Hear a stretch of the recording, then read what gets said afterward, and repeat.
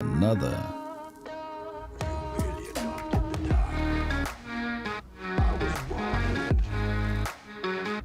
Back for the grind. Really appreciate everybody for your time, with your patience and everything else. We're back on the groove. Cowboy Nation could go back in time. Romo speaks. Come on, Tony. Romo. Come on.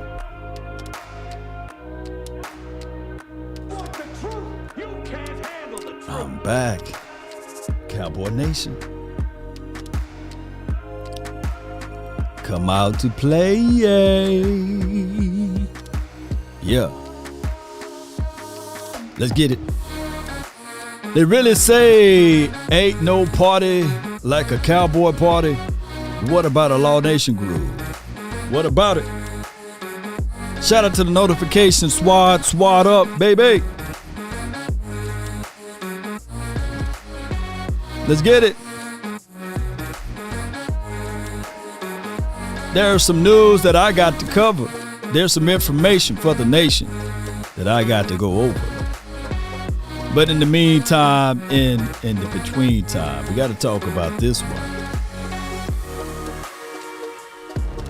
Come on.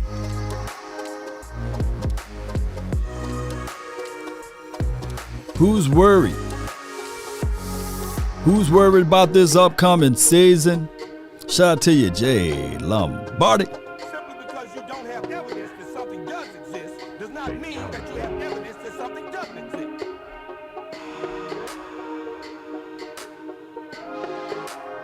Yeah.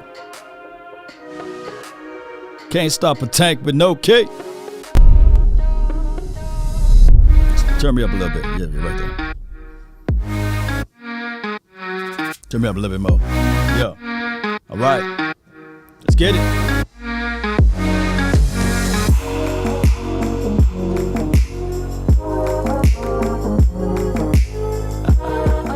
All right, Cowboy Nation. Shout out to everybody, man. I really appreciate you guys for your love, your adulations, your prayers.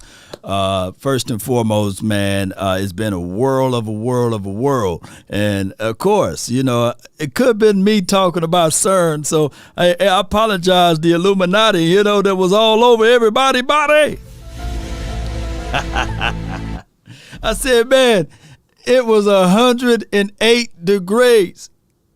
107 degrees, 105 degrees. And then all of a sudden a storm came and hovered right over my house, right?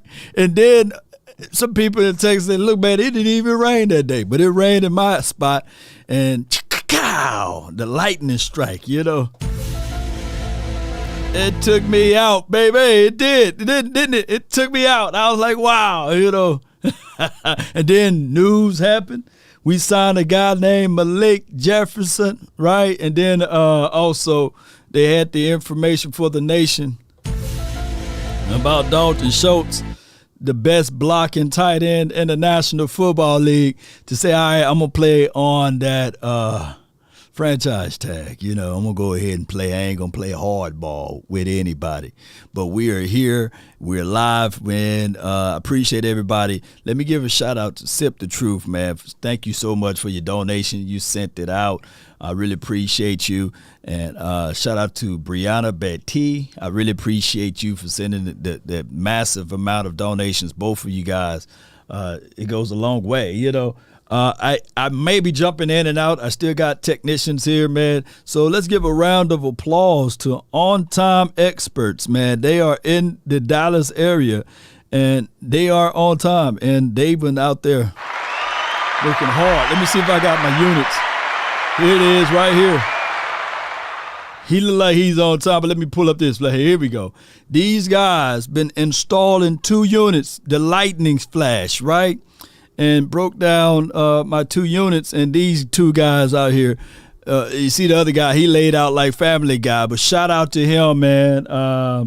He been putting in overtime, extra work, man, and it's been 108 degrees, and he was out there to install, and we got them still installing today. the upstairs unit. So I really appreciate those boys on time experts, man. So if you ever need technicians and stuff like that in the Dallas area, please reach out to On Time Experts, man. Those guys are really on time. They say they're going to be there at 9. They'll be there at 9. So shout out to those boys, man. And I got another electrician to come. I'm just giving you guys some updated information before we talk some Cowboys content. I got some more technicians that's going to come by to set up another room that had all type of issues and these sorts of things. But I really appreciate everybody for being part of this particular episode. So neither here nor there. First and foremost, shout out to those boys one more time. Let's give a round of applause to those boys, man. Yeah. In the words of Jay-Z, he said things don't happen to you, they happen for you. So just write that down. Those are mighty words of Jay-Z right there. Shout out to him and Rock Nation, what have you, Cowboy Nation. Let me see if I can pull this up. Yeah. So in my absence, I wanted to talk about the information that Tony Romo said about going back into time, the Cowboys getting back to running the ball. And I've been banging on the table, let's run this thing, baby. The only drive we were successful on against those 49ers in the playoff, well, sustainable drive, was when they utilized both running backs, Ezekiel Elliott, and as well as with Tony Pollard. They went back to present power, to finesse the throws or what have you. And I go all the way back to say this: if the Cowboys had a veteran play caller, he would have figured out, hey, these are the things that's working. Let's not try to reinvent the wheel. Let's not look at the wheel and say, hey, man, I'm going to put some blocks on it, baby. No, let's make it more efficient so that we can run the ball correctly, right? Hear me out, you got to be stubborn. You got to be stubborn enough to do such, right? Even if you run a toss sweep and you get 3 yards, hear me out. And then you do it again, you get another 3 yards. That third would now be third and short. Now, granted, I get it if it's a so-called situation where you get a penalty or flag, you can't do nothing with that. But at least it established the tone.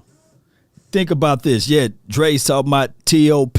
Let me see some TOPs in the chat, time of possession, because that, my friend, is the way. And for those who calling in, just hold tight. We're going to get right to you. But let's listen to the Tony Romes, the Tony Romes of the house. Yeah, Tony, what do you expect from Dak Prescott? He's healthier this year, won't have Cooper. But I feel like nationally, this has been the offseason of the Eagles, and the expectations are a little bit down for Dak Prescott in this offense. Does that make sense? Well, yes, but I also think, like, the Cowboys have been probably the best offense in the division for a while now. Mm-hmm. And, that the offensive line since around 14-ish, they started to get really good. And so that's carried them for such a long time. And then you threw in these pieces at wide receiver, and all of a sudden this was a dynamic group that could, was going to be very difficult to stop. And you're seeing just a little bit of change start to happen. So I think you'll see a shift in philosophy a little bit. The identity might change and get back toward the 16-ish, 17, 18 season. But all right, so let me stop good Tony Romo right here. The last time this offense the offensive line was healthy, you have to go back to 2015, right? I mean, we could talk about 2014 offensive line, but 2015 was when they was completely healthy, right? Was it 15? 16, they was playing the musical thing with the Ron Leary and Lyle Collins, and I just have to tell you guys this right here. The Dallas Cowboys offensive line, when healthy and when the quarterback is healthy, they make it to the playoff every time, right? Those two units there. And I get it, Cowboy Nation. The going back to the philosophy, what we've been preaching about, running the ball first, getting back to making sure that your hands are dirty, right? None of these clean hand guys should be the goal. But let's listen to more what he had to say, and I'll break it down further. I still think Dak Prescott's going to have a fantastic year. I think he's shown he's more than capable of playing great football consistently throughout a year. And I just think it's going to be a little different, because the weapons won't be quite as dynamic. They'll still be very good, but I do think that you'll see teams play them just a little bit differently.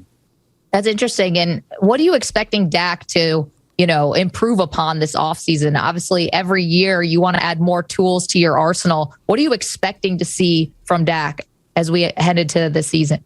Before he goes into that wonderful part there on the discussion part, this decision about Dak Prescott, every year Dak do get a little bit better. Whether it be I've seen that, hey, you're going through his progressions, hitting your hots, or can you give me the fade ball? Can you work on the small things?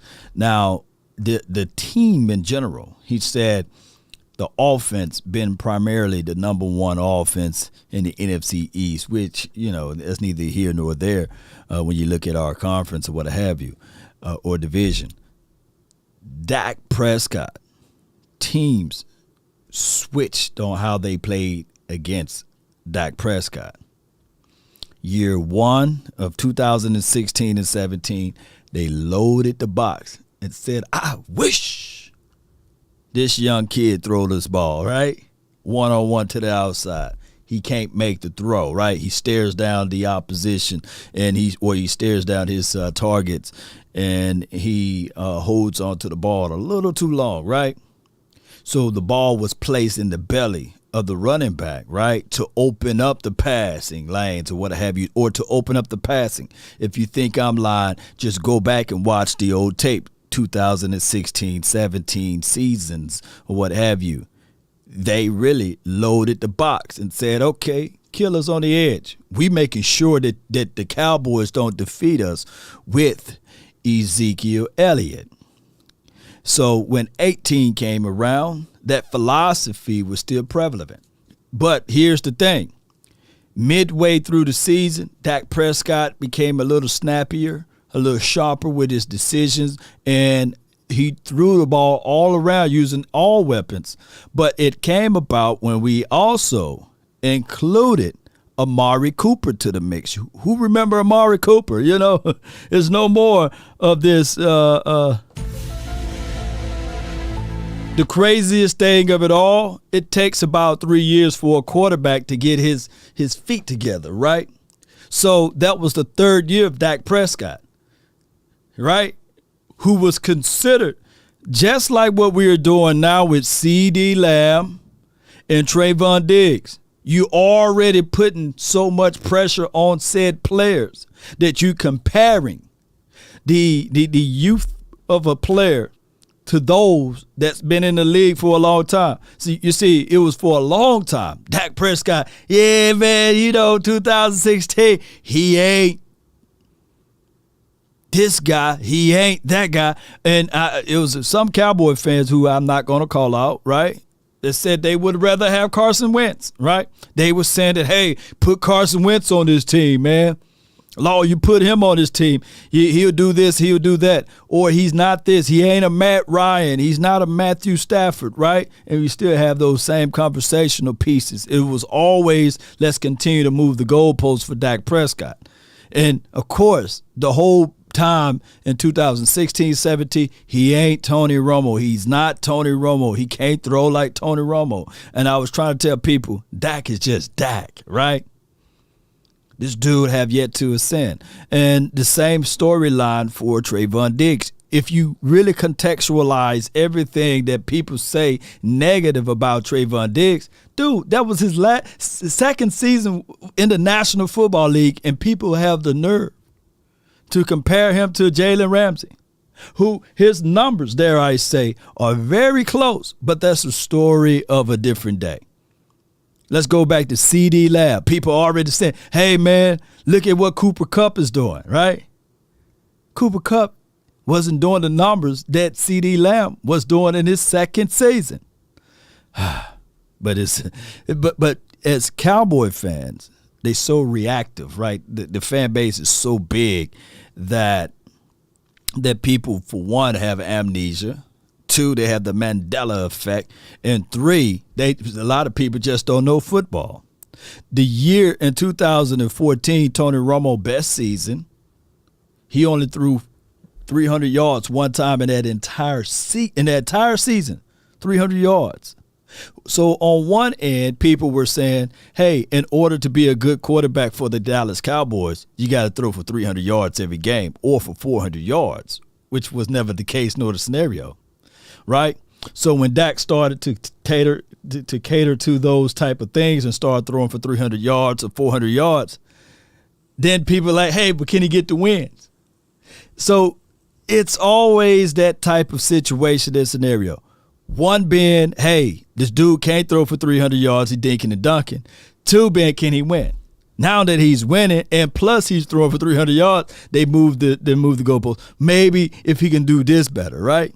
Or if we had this and removed that. You know, it's always crazy with the Cowboys. But going back to when this offense is operating at its peak is when everything is balanced. Law, do you have any information on that? Well, I truly do. Even if you go back to 2007, it was a balanced team. But here's the thing that I want everybody to understand and to know, that this team still have the same offense philosophy. It haven't changed since 2007. Write that down. But let's listen to more of what he had to say. Same philosophy. Well, I think you know what you're getting from Dak. I mean, he's played at a high level a long time now. And so what I want to see is just the other guys, you know, the younger wide receivers, the people that are in positions to really make a huge impact that need to. You know, you saw Diggs do that on defense last year. You know, Micah Parsons. I mean, these guys really came on, and, you know, you need a guy or two like that each year. But I think Dak's going to be Dak, and he's going to be good. He's going to play good football, and he's going to give them a chance to win every week he plays. Yeah, Tony, what do you expect from Dak Prescott? He's healthier this year, won't have Cooper. So that's what Tony Romo had to say about Dak Prescott, that he's going to improve, number one, and he's going to give you a good chance to win every game that he plays in. You know, so those two things you can take all the way to the bank. I get it. People love to do the power rankings. The last time I was live, I was saying, I don't care. I don't care if Dak Prescott is listed as the 27th ranked quarterback, which he's not. I don't care if he's listed as a 32, nor is if he's listed as the number one quarterback. Everyone have a reason, but results are what matter. Write that down. Whether you like me or not, that is the reality. Everyone have a reason, but results are what matter. And the results and the fact of the matter is, for the Cowboys collectively, it's been 26 years, right? For Dak Prescott, it's been 6 years, going into his 7th season now, right? And the dude, when you look at it, never had a losing season when he played the entire season. So we have to really look at it and say, as Cowboy fans, okay, what is the recipe to winning games? Right? You can't make a peach cobbler out of apples, right? You got to understand, if peach cobbler is what you're looking for, or a pecan pie, you got to go buy those said ingredients. So what the fan base love to do is they say, hey, man, I bought these bananas, man. Where the peach cobbler at, dog? You know, you can't make it out of bananas. And it's bananas to think that you pinpoint all of the issues, all of the worries, all of the things that you try to be taken away from on one player. Now, the Cowboys, since 2016, they are 30-0, and I'm not saying that this is the only way you win the game. It's when they rush the ball more, right? When they rush the ball, it's a stat line, I think it's 27 attempts. 27, that's the magical number. Now, hear me out. I get it. People are going to say, well, Law, that's low-hanging fruit, because normally when you got the big lead, you tend to run the ball. No. When you tend to turn on the tape and look at the drives that the Cowboys have, their fluid drives, is when they run the ball. I recall the second game of the season, the Dallas Cowboys versus the Los Angeles Chargers. That opening drive, I want you guys to go look at it. It was beautiful. They utilized Zeke. They utilized Tony Pollard. And they got back to running the ball efficiently. Why? Because the previous game, they got out of their way, and someone had to remind them, whether it be from us, the outside noise that finally trickled down into the locker room and got into the ears of Kellen Moore. He said, man, we're going to go back to running this thing. Balanced approach.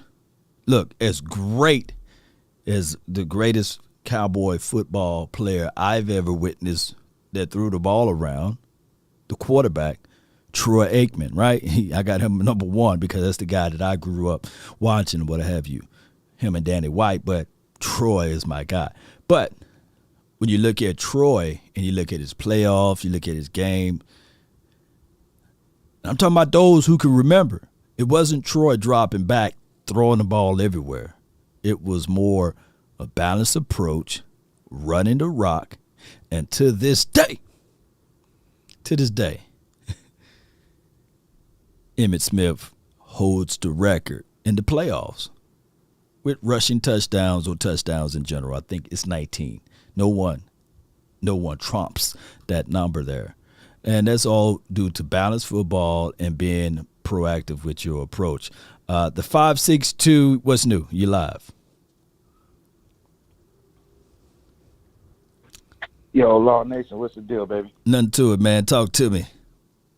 Oh, shit, man. I was listening, had my coffee, Shout out to you, man. I got a quick point. You said Cowboys might go back to the 2016, right? True that. So would you rather have Kellen Moore as your offensive coordinator or Scott Linehan? Currently on this team? Yeah. On this roster we got now. Man, you know what I'm saying? Come on, now, get back to you need a solid offensive coordinator. I mean, those two right there. Linehan problem was he was stubborn. Like you couldn't tell him. You wanted he say run the play, you run it, right? Kellen Moore problem and the issue is he don't know when to be stubborn. He don't know how to delegate or to put his foot down on certain situations. So, and then he got lack of experience. So, I mean, you literally, it's like, dog, that's a hard situation, man. I would, believe it or not, I would go with the youthfulness of Kellen Moore and hoping that he realized that running the ball and playing matchup and concepts would work. Okay. That's my only thing. I got you. Yeah. I can see that way. The youth out battles the stubbornness. Okay. Yeah. Now, like you said, how people move the goalposts on Dak and whatnot. Now, when Dak came into the league in 2016, right? Let me see. That one game, the Pittsburgh game. Mm-hmm. I asked a couple Cowboys fans. It was like the last 2 minutes of the game. I said, "Who would you rather have the ball in the hands, Dak or Tony Romo?"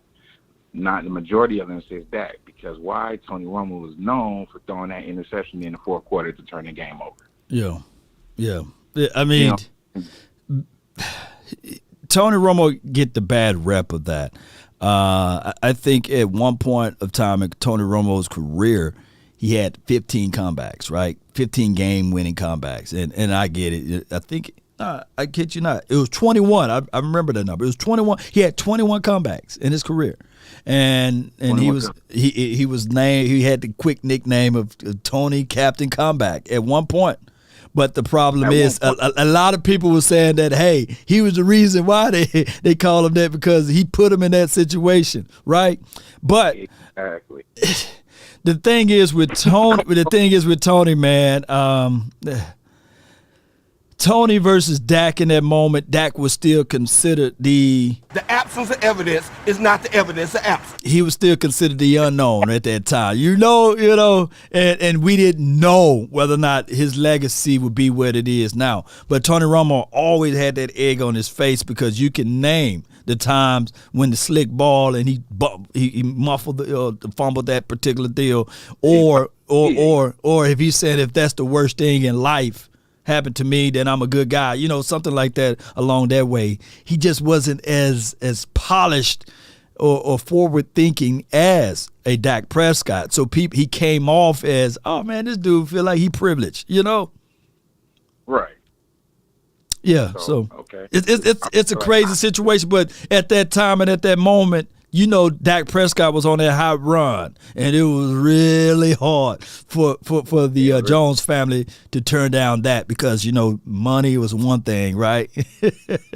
Jersey Money sales out of was the crazy, So yeah, okay, I understand that part, but I don't know, man. Tony, every game in the fourth quarter, you'd be like, please, Tony, throw the interception in the first quarter so you can just get that out your system already. Right. True that. I think the Washington game was really the crazy one for me. And I think a couple years back, he got injured in that one, so it really didn't count against the Eagles. But that Washington game, when he threw those interceptions, I think he threw 3 of them. Yeah. One he was trying to go deep to Miles Austin. And then the other one was the ball in the flat to DeMarco Murray, and he passed it to the linebacker. And there was another one in that game too. So Tony Romo had his time though. Yeah, I give him that. Now I got 2 more questions. Go ahead. He said it was in 2014 when he had DeMarco Murray. He was leading rusher Yep. of the league. Now, 1,800 yards. Would you rather? Right. So would you rather have, even though he fumbled in that playoff game to help that made us lose? Wait, was that the fumble? No. 14. Tony played a hell of a game, man. In 14. Yeah. I'm saying I'm not bashing Tony on this part. I'm like, what lost us the game? Was it Dez catch or was it DeMarco Murray fumble? Man, or was it the kicker missing that kick? See, it brings up the kickers. Yeah. Dan Bailey missing that kick kind of threw us off too. But I think that DeMarco Murray, if he didn't fumble that ball, right, that's 7 points, right. Man. Nobody. I still to this day, I don't know how Pepper's hand got in there to jar it loose, right? And all I could think about at the time, when he was a free agent, I remember just before my time on YouTube, I said, we need to go get Peppers. People like, no, we don't need him. I said, dang, man. We got him. Yeah, we should have got him though. But he was a difference maker. And that's my whole point about the Dallas Cowboys in the playoffs. You just need those veteran guys who've been there before. You just need those guys, man, because in that moment, the guys that been there before, those guys, those playmakers, they tend to get big versus getting small. And we had nobody to answer on the defensive side of the coin to even stop Aaron Rodgers, right? Nah. Yeah. Facts. But, you speaking facts, Law. Yeah. Speaking facts. I tried to, man. What was you saying?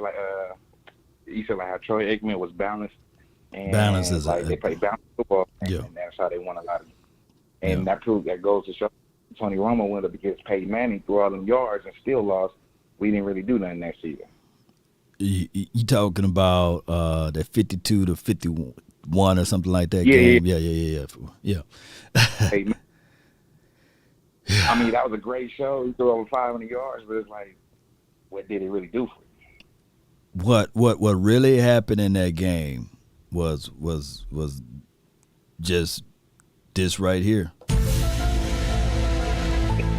Like you step on the leg, on a little feet, to the foot of your own offensive lineman, right? To throw off the pass because he was wide open. And Danny Trevathan just stretched Armstrong, got his hands up under it, right? There are defining moments in certain games that we look for to see whether or not a player can overcome the stigma.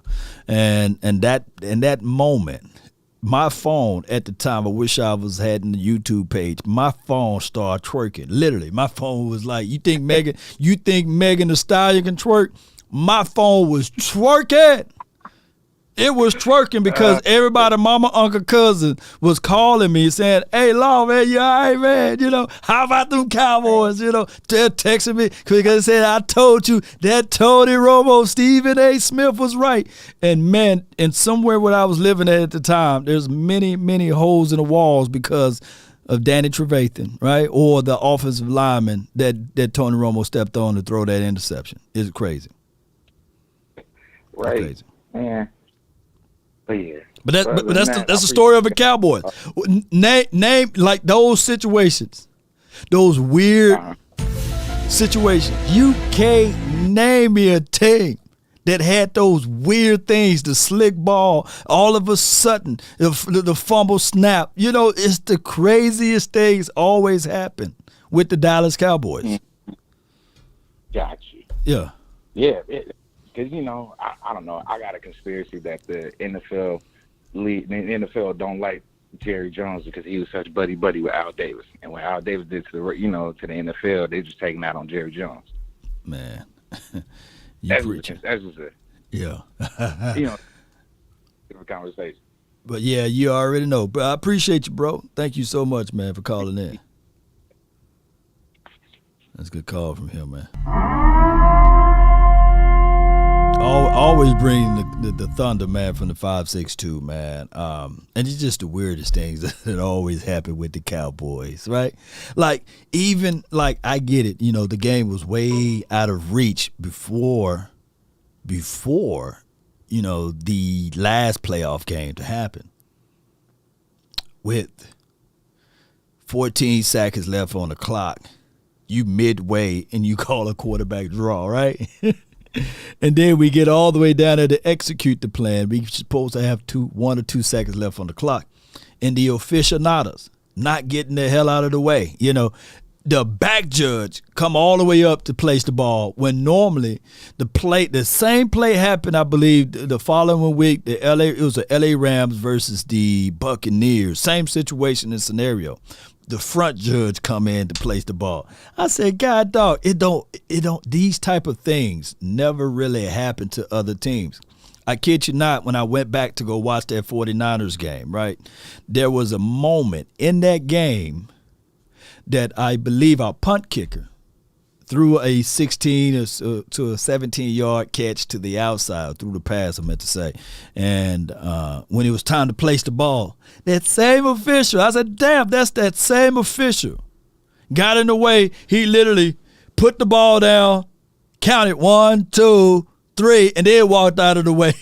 Left the Cowboys with like a tenth of a second delay of game.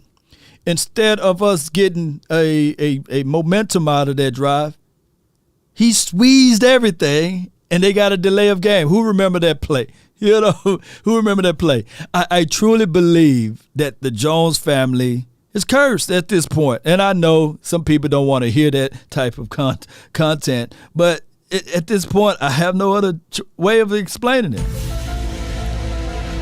Like the official, that was the quickest 25 seconds on the play clock ever. He held. Who remember that play before I go a little bit further to the next caller? You know, it's just crazy how the Cowboys always get the short end of the stick. I think what Jerry Jones really need to do is put Jimmy Johnson in the Ring of Honor, right? How you going to get the players that he coached in there, but not the coach? They coached them in there. It's just crazy. It's always nonsense, right? actually, if you type in the Romo rule, it's actually a rule with the slick balls, and that was established in 2006. All right, let's let this next caller into the mix, and he's always bringing some good stuff from the 260. JT, man, you live. Hey, what's good with it, Law? Nothing to it, man. Just chilling, man. Relax. Just chilling? Yeah. All right, so I'm laughing a little bit because I've been hearing a lot of stuff and all that. Like I got a question for you. Law. Talk to me, man. Is Jerry Jones asleep, Law? Like we're not doing anything in free agency, Law. Like I don't get it. You see the passing of the torch, man. This is Stephen Jones' team.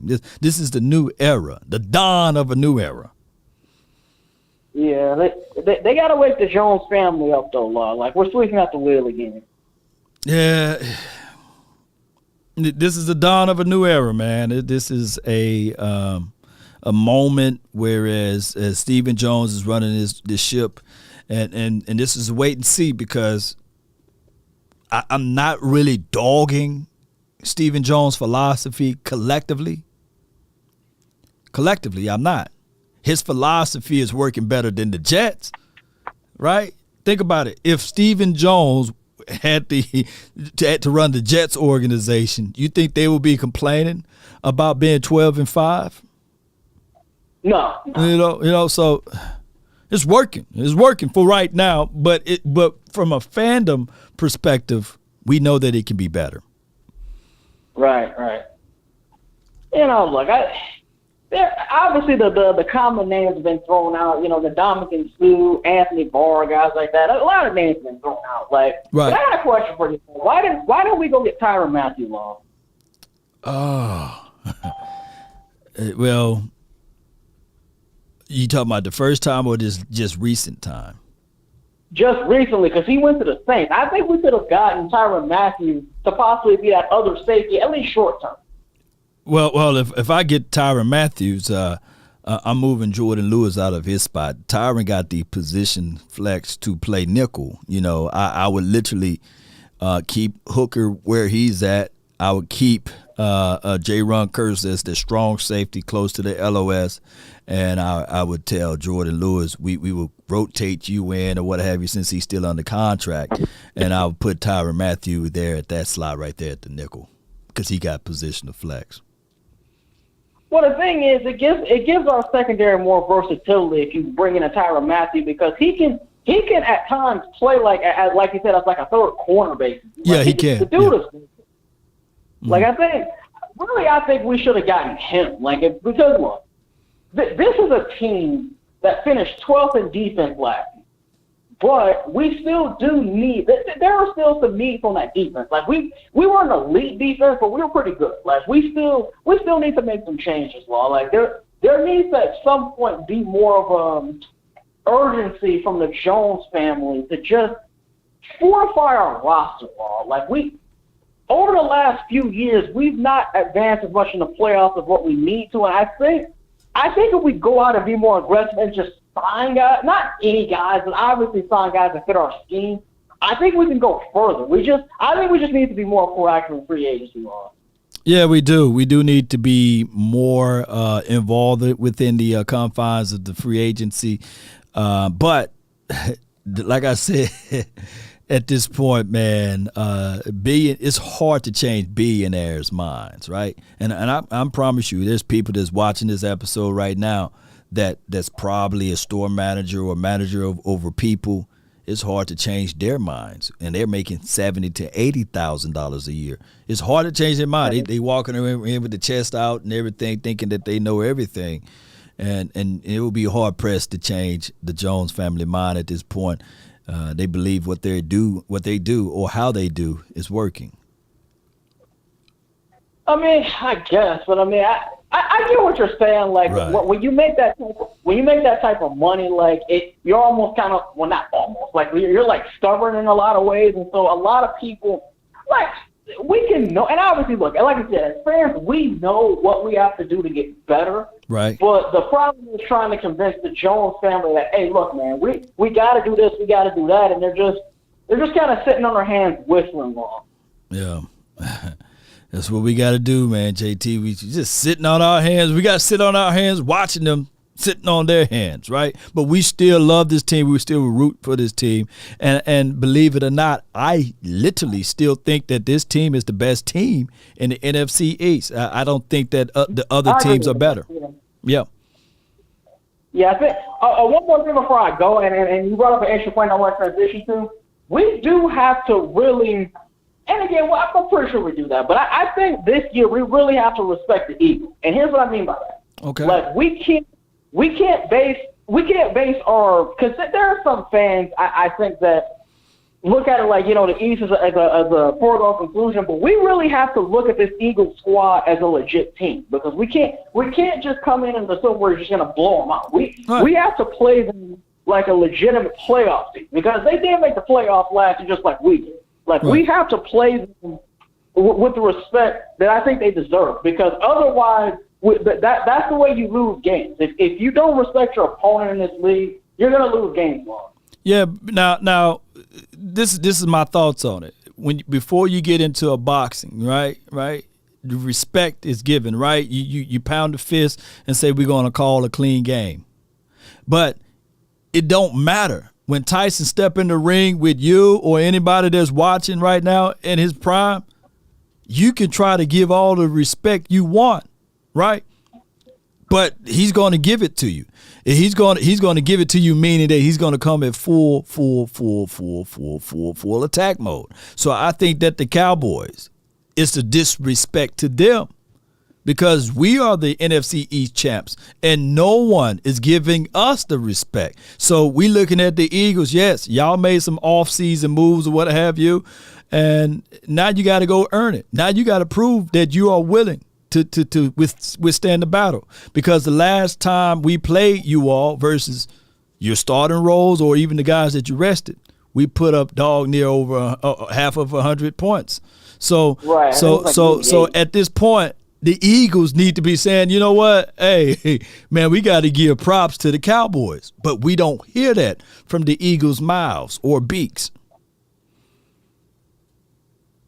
Right. I guess my point in saying that, though, was that the point I was trying to make is that I believe that the Eagles are going to be a better team than what they were, and so we have to be on alert for that, because if we go on with the mindset that we can just blow them out, that's how a game can slip away, Lord. Oh, I feel you. I feel you with that. You know, hey, in any opponent, you always got to keep your guards up. So I think that the Cowboys will do that. One of the things that I have to go back to 2016 with Dak Prescott.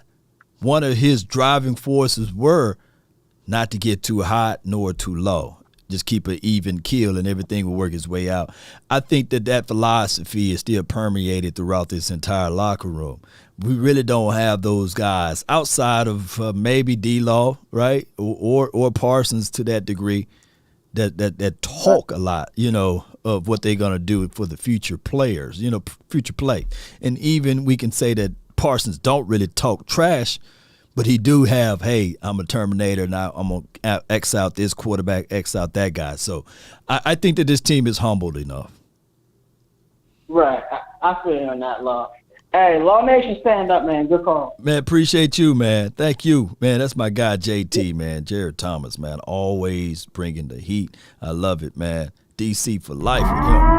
Yeah. All right, so I hope you guys understanding what I'm saying. And let me read some of the super chats. And I thank Charles for the 200 stars. Man, I really appreciate you. There was a super chat from T. Wells, 32, from Denver, Colorado, showing love. Law, we need to have to run the ball more efficiently and to be mindful of situations. Run and pass when they don't think it. You know, yeah, I appreciate you, man. You right, man. You right on the money. And Henry Jenkins, he with a super chat, says Cowboys will bring a new flavor, magical year. Appreciate both of those guys on the super chat.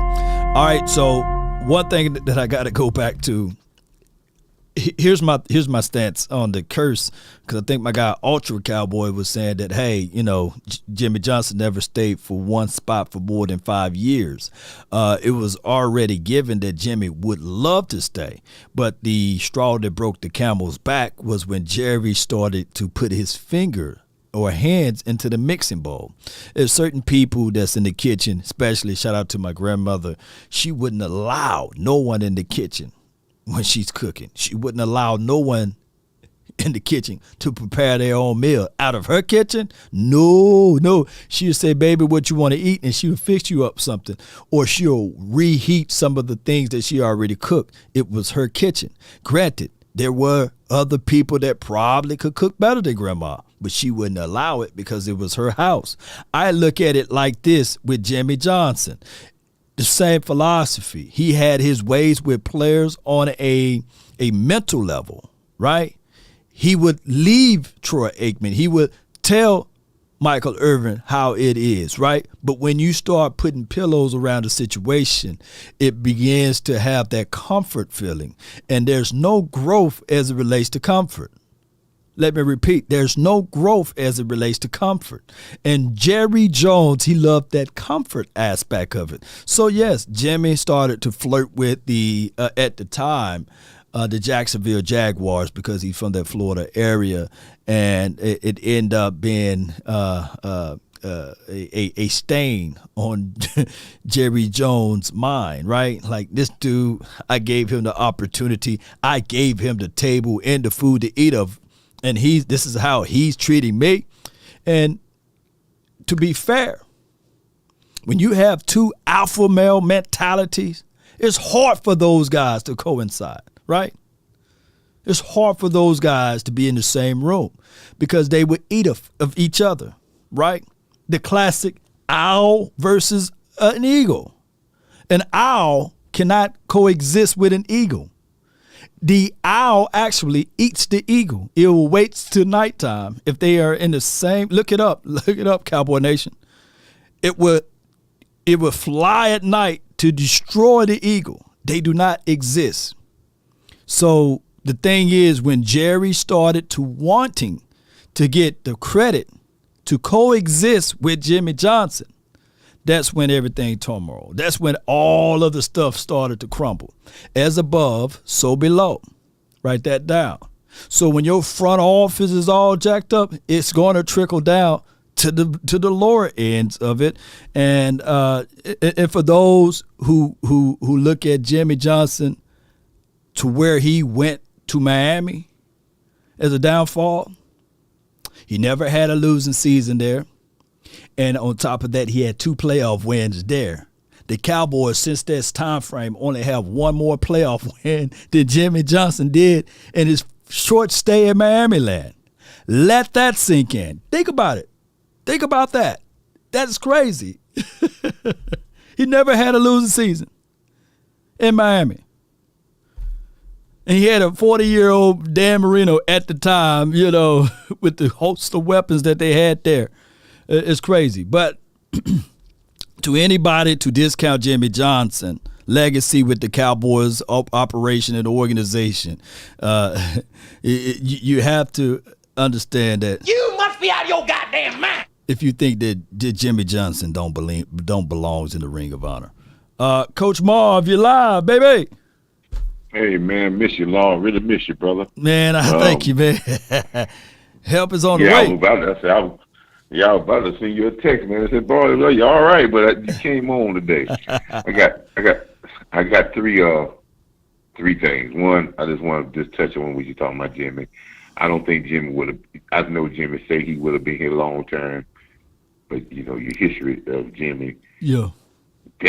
Jimmy is so pressure packed that he can't stay but places for 4 or 5 years because he puts so much intensity on the organization and the team. It almost burns him out. It burns the team out, even though they're winning. He's that pressure. I'm not saying that's a bad thing. Right, it's not a bad thing. He puts so much pressure that it only stays a 5-year stint because, when you got a guy that's that eager to win and put that much into it, he puts a lot of strain on a lot of people, a lot of emotions, a lot of Well, and sometimes that's why he only stayed 5 years. And history, he did that every stop. And I'm not saying that's a bad thing, but I don't think when you look at his documentary, he never envisioned being here no 10, 11 years. So, and then again, just like all the other stuff he said, but Jimmy never envisioned being no place, no 10, 15, no Tom Landry type coaching stint. Never. That's not Jimmy Johnson. So, because that's his mentality. He said that in his 30 for 30. He never envisioned himself being a guy that's in one place for like a Tom Landry. So yeah, but you know how that goes though. That's a lot of tongue in cheek. I can guarantee you, if Jerry would have stayed out of the way, he probably would have had to reconsider that because they were still at their prime. Law, that's what I'm saying about Jimmy, and I didn't want to stay on Jimmy too much.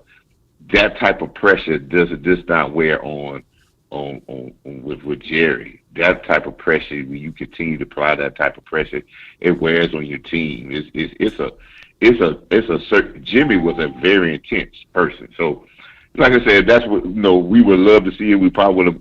He would have stayed to win 3 in a row, though. I know he would have stayed right. there. I know that. I like this. Yeah. I like this Ferrari, but man, let me just get out of this, man. Let me get out of this Ferrari and go buy this Honda. But I feel what you're saying, though. And that documentary, a wonderful piece, though, by the way. And Jimmy is that guy, but I still believe that he belongs in the Ring of Honor. I don't think that nobody can change my mind on that one. He does. But, Law, let me get to my main point because I want to unfold this. Well, I just kill me with these. Here he is again. Tony Romo was right. We need to go back. Listen. Big facts. What analytics tells us that in the history of the Dallas Cowboys, that scenario doesn't work for the Cowboys to win when they got a good defense. Now, when you're doing that, when your defense is okay, that's a different story. But when you got this type of defense, if you get back to the running game, you're talking about winning multiple more games and being the most feared team in the league. The conference has been locked. Coach, I hate to cut this short, man. The electrician, man, is here, and I got to go talk to him, man. But give me one piece before I let you go, Coach. God dog, listen, man. God dog, it's been this good. This defense is great. We don't need no free agents. Law, I want you to go back over, when you get time, I want you to go back over all the injuries we had, all the players that have been out, and all the people that we thought was going to be prime people for this year when we was at this time last year, and how they was out, and how all this stuff, and we went from 31st to 12th. That's why I say this is one of the greatest performances I've seen out of defensive unit in my life, because greatness is not, just like Michael Irvin said, greatness is miles traveled through over obstacles. And this defense has so many obstacles this past year, and they went from 31st to 12th. No doubt, man. I appreciate you, Coach. They're dominating. No doubt. DC for life, everybody. I got to roll like dice. Goodbye. Right when it got good, man. I promise you, I'm gonna double back. I'm gonna double